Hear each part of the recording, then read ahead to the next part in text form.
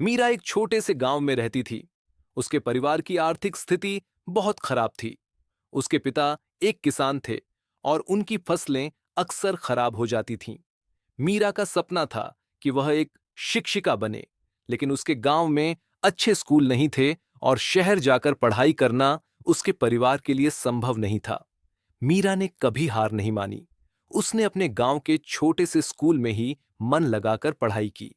जब भी उसे समय मिलता, वह अपने पिता के खेतों में काम करती और रात में मोमबत्ती की रोशनी में पढ़ती। उसने गांव के बुजुर्गों से भी बहुत कुछ सीखा। एक दिन शहर से एक शिक्षक उनके गांव में आया। उसने मीरा की लगन और प्रतिभा को देखा।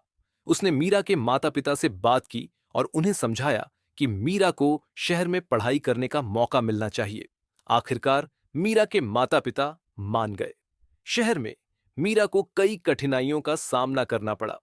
उसे नए माहौल में ढलने में समय लगा, लेकिन उसने अपनी मेहनत और लगन से सभी को प्रभावित किया। उसने छात्रवृत्ति प्राप्त की और अपनी पढ़ाई जारी रखी। कई सालों की मेहनत के बाद मीरा ने अपनी शिक्षा पूरी की और एक शिक्षिका बन गई।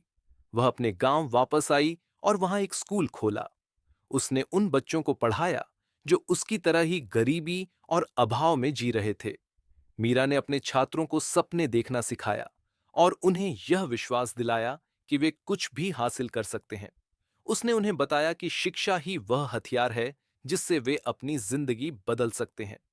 मीरा की कहानी हमें यह सिखाती है कि अगर हमारे अंदर दृढ़ संकल्प और लगन हो, तो हम किसी भी मुश्किल को पार कर सकते हैं।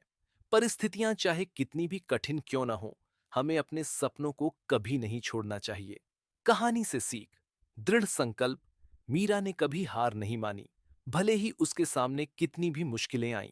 लगन, उसने अपनी पढ़ाई और काम दोनों को पूरी लगन से किया। शिक्षा का महत्व, मीरा ने शिक्षा को अपनी सफलता का आधार बनाया। दूसरों की मदद, सफल होने के बाद उसने अपने गांव के बच्चों को शिक्षित करने का निर्णय लिया। सकारात्मक दृष्टिकोण, हमेशा सकारात्मक रहना और अपने सपनों पर विश्वास करना। यह कहानी हमें यह भी बताती है कि छोटे गांवों और वंचित समुदायों में भी प्रतिभा छुपी होती है, जिसे केवल सही अवसर और प्रोत्साहन की आवश्यकता होती है।